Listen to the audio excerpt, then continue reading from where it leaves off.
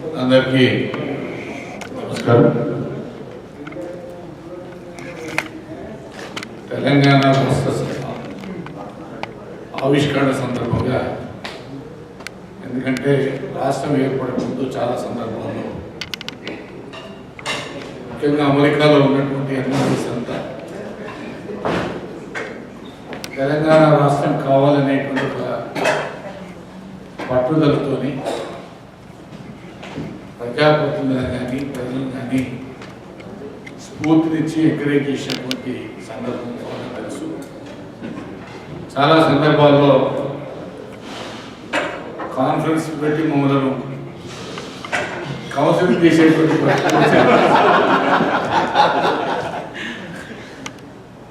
చాలాసార్లు చెప్పిన తర్వాత చెప్పాను. ఒకసారి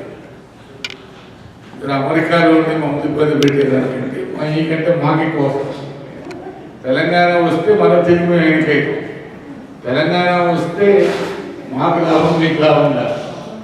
కానీ మీకు తెలంగాణ మీద ఉన్నటువంటి ఆసక్తి, తెలంగాణ రాష్ట్రం ఏర్పడాలా, తెలంగాణ ప్రాంతం అభివృద్ధి కావాలనేటువంటి మీ ఆలోచన విధానానికి ధన్యవాదాలు అనేటువంటి విషయం చెప్పేది. ఏది ఏమైనా సరే నిజంగా ఇవాళ తెలంగాణ రాష్ట్రం వచ్చిందంటే కేసీఆర్ గారు ఉద్యమాలు చేసినా, లేకపోతే ఎన్ని ప్రజా సంఘాలు ఉద్యమాలు చేసినా, సోనియా గాంధీ గారి పట్టుదల వల్లనే తెలంగాణ సాధ్యమైంది. ఇవాళ మోడీ గారు ఇవాళ ప్రధానమంత్రి అయినా తెలంగాణ వచ్చేది కాదు, బీజేపీ అనుకున్నా వచ్చేది కాదు. అంటే రాజకీయ పద్ధతులు మారిపోయినాయి. ఎన్నికల ముందే ఆ రకమైనటువంటి అభిప్రాయానికి వచ్చింది. కానీ సోనియా గాంధీ గారు ఇచ్చిన మాట కట్టుబడి, బహుశా భారతీయురాలు గారు కాబట్టి, ఇటాలియన్ కాబట్టి ఒక పట్టుదలతో ఇచ్చిందని అంటారు చాలా మంది. ఇండియన్ అయితే చేయలేకపోతే ధైర్యం, ఇటాలియన్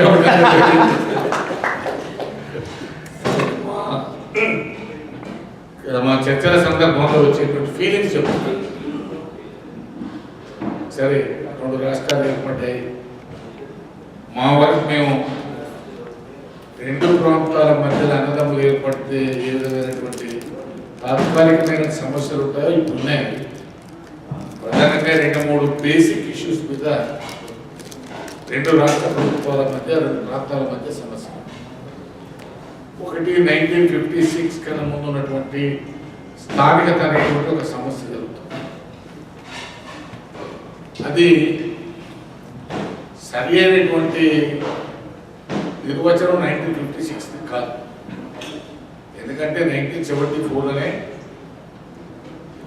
రాష్ట్రపతి ఉత్తర్వుల ద్వారా స్థానికుడు అంటే ఎవరు అంటే ఎస్ఎస్సి కన్నా 4 సంవత్సరాల ముందు చదివి ఉన్నటువంటి వాడు స్థానికుడు. ఇది ఆంధ్ర ప్రాంతంలో కానీ తెలంగాణ ప్రాంతంలో కానీ మొత్తం 2 రాష్ట్రాలకు సంబంధించి 371D ఆర్టికల్లో దాంట్లో పెట్టి ముందుకు వచ్చినారు. ఇవాళ మనం 56 కన్నా ముందంటే అది కొత్త సమస్య వచ్చేటువంటిది, అది సరైనటువంటిది. 10 ఏళ్ళ అమెరికాకు వస్తే సిటిజన్షిప్ వస్తుంది, ఇక్కడ పూర్తి సిటిజన్షిప్ వస్తుంది. ఈ హైదరాబాద్లో, తెలంగాణలో, భారతదేశంలో మరి పుట్టి పెరిగినప్పుడు వాళ్ళకి కాదనేటువంటిది అది సరైనటువంటిది కాదనేటువంటి ఆ పార్టీ పరంగా కూడా కేసీఆర్ గారు చెప్పినారు. ఎందుకంటే మీరు పోలవరం 2వ సమస్య, పోలవరం విషయంలో కూడా పోలవరం ప్రాజెక్టు మేము ఎవరు కూడా వ్యతిరేకం కాదు. కానీ దాంట్లో మునిగిపోతున్నటువంటి ముంపు ప్రాంతాలకు ఒక సమస్య. వాళ్ళు ఎందుకు దాన్ని బిల్లు పెట్టేటప్పుడు బిల్లులో లేదు, వాస్తవంగా లోక్సభలో పాస్ అయిన తర్వాత రాజ్యసభలో పోయినప్పుడు వెంకయ్యనాయుడు గారు ఏంటంటే మీరు ఈ 7 మండలాలు కనుక మాకు ట్రాన్స్ఫర్ చేయకపోతే మా ప్రాజెక్టు మీరు కట్టనివ్వరు సబ్మెర్జెన్స్ పేరు మీద అనేటువంటి దాంతో వాళ్ళు కొంత గందరగోళం సృష్టించినారు. మన్మోహన్ సింగ్ గారు స్టేట్మెంట్ ఇచ్చినారు, మీ 7 మండలాలను ట్రాన్స్ఫర్ చేసుకొని దానికి కావాల్సిన ఆర్డినెన్స్ రూపొందించినారు. కానీ ఎన్నికల షెడ్యూల్ రావడం వల్ల సంతకం పెట్టలేదు. కానీ ఇప్పుడు వచ్చినటువంటి ప్రభుత్వం ఆర్డినెన్స్ ఇచ్చింది, బిల్లు పెట్టింది, బిల్లు పాస్ అయింది. అయితే దాన్ని రాజకీయ కారణాల వల్ల మేము కూడా వ్యతిరేకించినాం ట్రాన్స్ఫర్.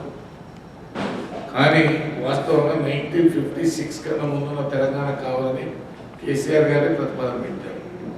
1956 కన్నా ముందు భద్రాచలం రెవెన్యూ డివిజన్ తెలంగాణలో లేదు, part of east and west Godavari జిల్లాలో. 1959లో మాత్రమే అడ్మినిస్ట్రేటివ్ గ్రౌండ్లో ఖమ్మం జిల్లాలో భద్రాచలం రెవెన్యూ డివిజన్ కలిపినారు. మరి ఆ సమస్య తెస్తే నల్గొండ జిల్లాలో ఉన్నటువంటి మునిగాల పరంగా నడిగూడెం కూడా 1956 కన్నా ముందు అవి రెండు కూడా కృష్ణా జిల్లాలో ఉన్నాయి. వీటన్నిటికీ ఒకదానికి ఒక లింక్ వచ్చి లేనిపోయినటువంటి అనవసరమైన రాద్ధాంతం చేయొద్దనే కాంగ్రెస్ పార్టీ పక్షాన గారు మెయిన్గా చెప్తున్నాం. కేసీఆర్ ఇప్పుడు అయిపోయింది, డివిజన్ అయిపోయింది, వాళ్ళందరూ వాళ్ళ మీద మనందరూ మనం మీద ఎట్లా మనం డెవలప్మెంట్ కావాలా, మనం అనుకున్నటువంటి పద్ధతుల్లో ఎట్లా మనం ముందుకు తీసుకుపోవాలా, ఎంప్లాయ్మెంట్ విషయంలో కానీ, ఎలక్ట్రిసిటీ విషయంలో కానీ, సాగునీరు విషయంలో కానీ, వాటి మీద మౌలిక ఇన్ఫ్రాస్ట్రక్చర్ విషయంలో కానీ మనం ఏ రకమైనటువంటి కార్యక్రమాలు తీసుకొని ముందుకు పోవాలనేది ప్రధానమైనటువంటి కాన్సన్ట్రేషన్ చేయాలి తప్ప ఈ అనవసరమైనటువంటి చిన్న చిన్న సమస్యలను ముందు పెట్టుకొని ఇంకా ప్రజలను ఉద్రేకపరిచేటువంటి పని చేయొద్దనేటువంటి మాకున్నటువంటి అభిప్రాయం. అది వారికి కూడా చాలా స్పష్టంగా చెప్పాం. వారికి కూడా మా సంపూర్ణమైనటువంటి సహకారం, న్యాయబద్ధమైనటువంటి విషయాలు మాకు ఇస్తున్నాం. కాబట్టి ఈ 2 మాసాల్లో ఆయన మీద కామెంట్ చేసేది కూడా ఎర్లీ కామెంట్ అవుతుంది కాబట్టి మేము కామెంట్ కూడా చేయదలుచుకోలేదు. ఆయనను సక్రమ మార్గంలో పోవాలనే అభిప్రాయం మాకుంది. తెలంగాణ అభివృద్ధి కావాలనే దాంట్లో మనం ఎంత వీలైనంత వారికి సహకరించాలనేటువంటి ఆలోచనతోనే మేము ముందుకు పోతున్నాం అనేటువంటి విషయాన్ని మనం చేస్తాం. అయితే ఇప్పుడు తెలంగాణలో ప్రధానమైనటువంటి సమస్య ఎలక్ట్రిసిటీ సమస్య. ఛత్తీస్గఢ్ నుంచి 1000 మెగావాట్స్ పర్చేజ్ చేయడానికి మధ్యలో నిన్న మన అగ్రిమెంట్ చేసుకున్నారు. ఎలక్ట్రిసిటీది మేజర్ ప్రాబ్లం. ఏపీ రీఆర్గనైజేషన్ బిల్లులోనే 4000 మెగావాట్ల ఎన్టీపీసీ పవర్ ప్లాంట్ రామవరంలో ఏర్పాటు చేయాలనేటువంటిది కూడా పెట్టారు. అది ఈ మధ్యలో ఎన్టీపీసీ చైర్మన్ గారు కూడా వచ్చి ముఖ్యమంత్రి గారు కలిసినారు. అది ఎంత ప్రారంభమైతే వచ్చే 2-3 ఇయర్స్లో మనం పవర్ ప్రైసెస్ నుంచి బయటపడలేదు. అదేవిధంగా అన్నింటికంటే ప్రధానమైనటువంటిది ఏంటంటే తెలంగాణలో నేను 32 ఇయర్స్ పాలిటిక్స్ గ్రామ పంచాయతీ సభ్యుల నుంచి 3 సార్లు పార్లమెంట్కి ఎన్నికయ్యాను. కింద డిఫరెంట్ స్టేజ్లో పనిచేసినాం, వేరియస్ పొజిషన్స్. మన దగ్గర ఉన్నది ఏంటంటే లేజినెస్. ఇది ఉద్యోగం కావాలంటాడు, ఊరు పక్కకే ఉండాలంటాడు, పనికి పోద్దంటాడు, పైసలు కావాలి. పెద్ద మన ప్రాబ్లం. బహుశా మీరు అంతా ఇండియాకి ఎవరి ఇయర్ వస్తారు కాబట్టి ఏ అపార్ట్మెంట్కి పోతే ఇస్త్రీ చేసేవాడు శ్రీకాకుళంలో ఉంటాడు, వాచ్మెన్ ఈస్ట్ గోదావరి వెస్ట్ గోదావరిలో ఉంటాడు. ఎందుకు వచ్చింది ఆ పరిస్థితి అనేటువంటిది మన వాళ్ళు. వాడేమో ఆ మార్నింగ్ 6 గంటల నుంచి పని మొదలు పెడితే మనోడు 9 గంటల నుంచి పని మొదలు మొత్తం మెషినరీస్ కన్స్ట్రక్షన్ సైట్లో ఉన్న 100% ప్రకాశం అండ్ ఆ ప్రాంతాలకి తెచ్చుకోవాలి. వాళ్ళని అటువైపు నుంచి వర్కింగ్ నేచర్ వైపు డైవర్ట్ చేయాల్సిన అవసరం ఉంది. ప్రభుత్వానికి కానీ, ప్రజాప్రతినిధులకు కానీ, ఎంప్లాయీస్ కూడా ఏముంది, అటెండెంట్ టు చీఫ్ మినిస్టర్ దాకా నేనే తెలంగాణ తెచ్చినాను కాలు మీద కాలేసుకొని కూర్చుంటే పని చేయకపోతే వచ్చిన తెలంగాణకు సార్థకత ఉండదు. కాబట్టి పని వైపు డ్రైవ్ చేయడం అనేటువంటిది వాళ్ళు ఆ రకంగా ప్రిపేర్ చేసి మెంటల్ ప్రిపేర్ చేస్తే తెలంగాణ అనుకున్నది మీరు ఆశించింది, మేము ఆశించింది సాధ్యం. తర్వాత ప్రధానంగా లిటరసీ రేట్ కూడా తెలంగాణలో చాలా తక్కువ ఉంటుంది. నల్గొండ జిల్లాలో చూస్తే 66% లిటరసీ రేట్, దాంట్లో 45% ఫీమేల్ లిటరసీ రేట్. మేము మధ్యలో సర్పంచ్ ట్రైనింగ్ క్లాసెస్ పెడితే 40 మంది సర్పంచ్లు ఇంటి కూర్చోబెట్టాము, 40 మంది మగవాళ్ళని ఇంటి కూర్చోబెట్టాము.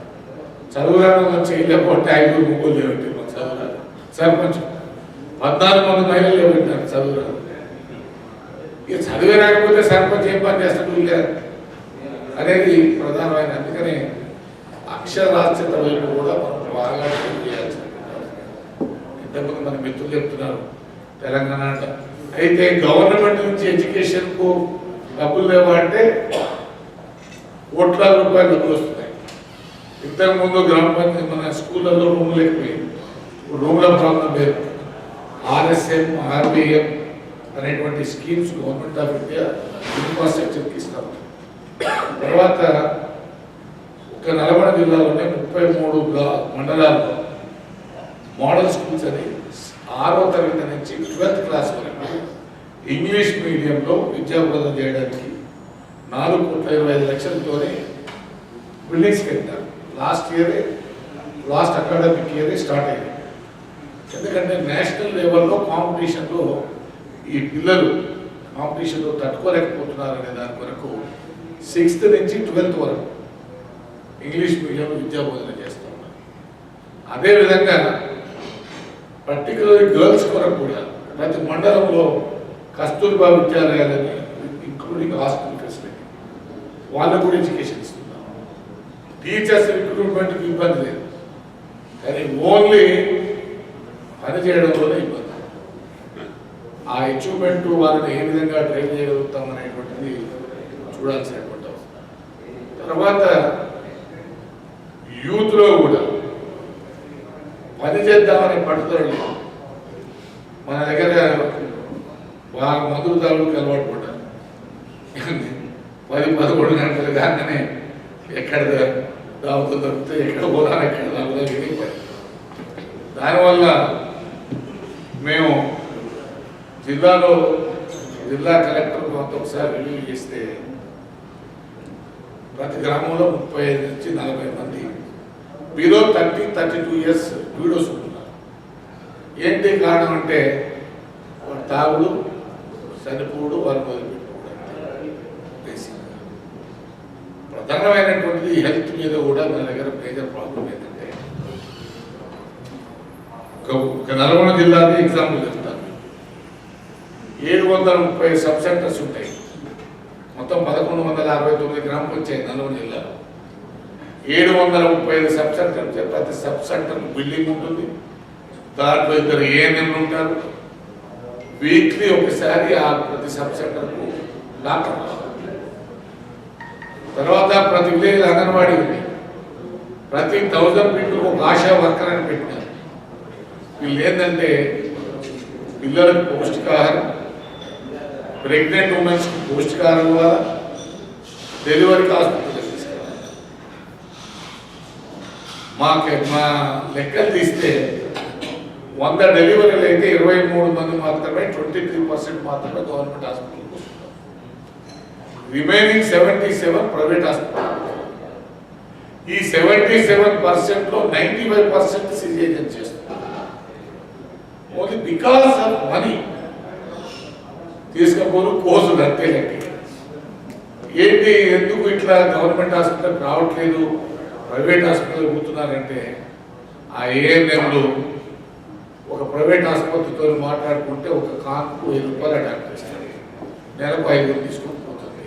ఒక ఆశా వర్కర్ ఒక 5,000 తీసుకొని పోతారు. Government hospital doctor private doctor ఒకనే. ఈ గవర్నమెంట్ హాస్పిటల్కి వస్తే కూడా నువ్వు ప్రైవేట్ హాస్పిటల్ రామ్మా ఆడ ఆపరేషన్ చేస్తాను.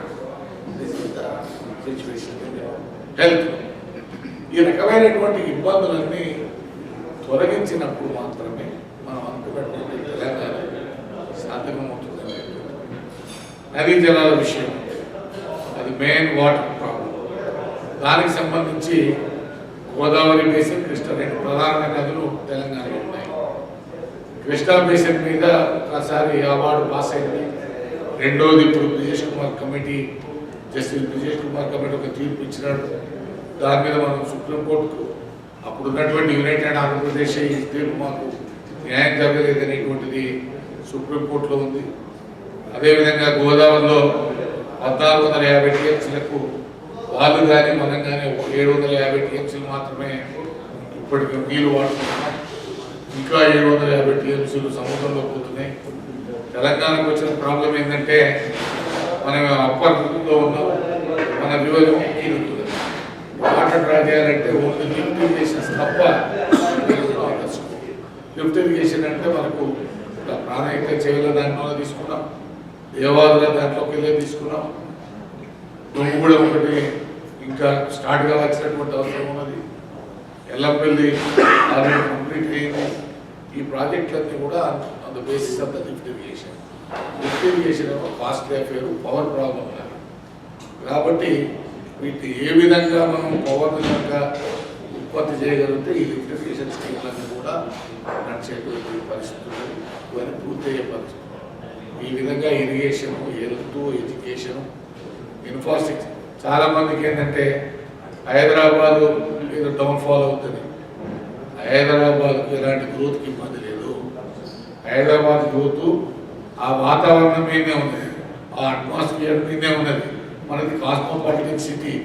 ఎవరు వచ్చినా ఎవరు పోయినా గ్రోత్ మాత్రం తగ్గదు. దానికి కావాల్సినటువంటి ఎన్విరాన్మెంట్ను ప్రభుత్వాలు క్రియేట్ చేయాల్సినటువంటి బాధ్యత కూడా ఉన్నది. ఎలాంటి కన్ఫ్యూజన్ లేకుండా, ఎవరికి భయపడాల్సినటువంటి పరిస్థితులు రాకుండా అందరినీ కూడా మనం ఇన్వైట్ చేసి, హైదరాబాద్ క్యాపిటల్ ఇవాళ మన రెవెన్యూ మొత్తానికి ప్రధానమైనటువంటి గుండెకాయ. హైదరాబాద్ రెవెన్యూ లేకపోతే తెలంగాణలో ఏం లేదు. తెలంగాణలో తెలియనో ఇన్కమ్. ఇవాళ ఆంధ్ర ప్రాంత ప్రభుత్వం కానీ ఆంధ్ర ప్రాంత ప్రజలు కూడా తెలంగాణ మీద ఫీల్ అయ్యేది అదే, గుండెకాయ ఆగపోయింది, మాకేం లేదు అనేటువంటి పరిస్థితులు ఉన్నారు. కాబట్టి దాన్ని స్థాయిని పెంచాల్సిందే తప్ప తగ్గించాల్సినటువంటి పరిస్థితి కాకుండా కూడా రెవెన్యూని పెంచాలి. దాంతోపాటు జిల్లాలను కూడా పెంచుకుంటూ పోతే తప్ప మనం అనుకున్నటువంటి బంగారు తెలంగాణ సాధించడం. దాని కొరకు అటు ముఖ్యమంత్రి గారు కానీ, టీఆర్ఎస్ ప్రభుత్వం కానీ, ఇటు మేము కానీ అందరం కూడా కోఆపరేట్ చేసి దాన్ని నిలబెట్టుకుందాం. ఎన్ఆర్ఐలు కూడా మీకు ఎవరికి అందుబాటులో ఉన్న వాళ్ళని కూడా గైడ్ చేయండి, చెప్పండి, ఎంకరేజ్ చేయండి. హార్డ్ వర్క్ చేయమనేటువంటిదే ప్రధానమైనటువంటి అంశం. ఎడ్యుకేషన్ ఇంప్రూవ్ చేయడమే ప్రధానమైనటువంటి అంశం. కాబట్టి ఈ 3-4 సెక్టార్స్లో ఉన్నటువంటి విషయాలు నేను దృష్టికి తెచ్చినాను. మీరు ఏదైనా చెప్తాను.